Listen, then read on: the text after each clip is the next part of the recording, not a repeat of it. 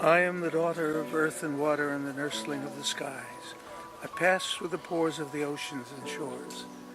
I change, but I cannot die. For after the rain, when with never stain the pavilion of heaven is bare, and the winds and sunbeams with their convex gleams build up the blue dome of air, I silently laugh at my own cenotaph, and out of the caverns of rain, like a child from the womb, like a ghost from the tomb, I arise and unbuild it again.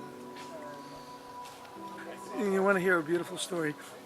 My mother loved poetry, and so it was one of her favorite poems. I decided to learn it when I was maybe this big, or maybe the same big, but young. And all the things I learned then, I can't forget for some reason. I don't know why. And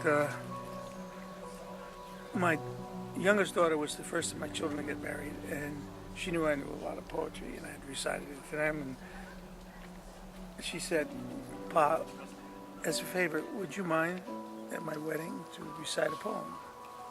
And my mother had just died, and this poem is about the flow of water, the water cycle going through the clouds, and birth and rebirth, and so I decided this is my favorite poem, and it was hers, and I would learn it.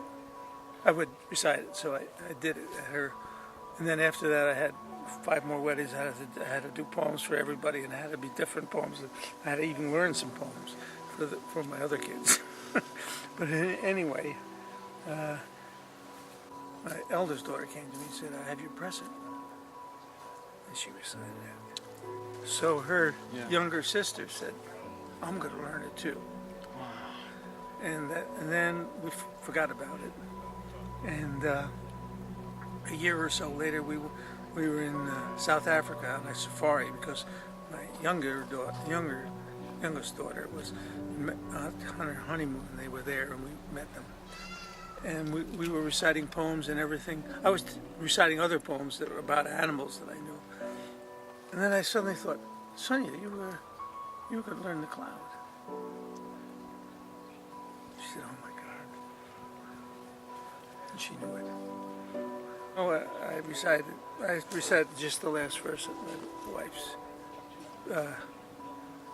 funeral. But I also, at my brother's funeral too. And they stand beside me when I try to recite this, so that if I get too emotional, they help me. But it's a family poem now, and it's the most amazing poem I know. It is.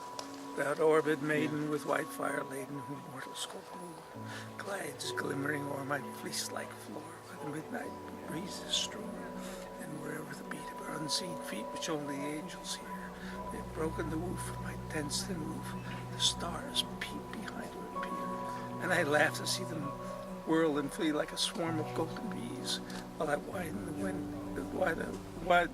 the rent in my wind-built tent, till the calm rivers, lakes, and seas, like strips of the sky fallen through me on high, are each paved with the moon and these. Amazing, huh?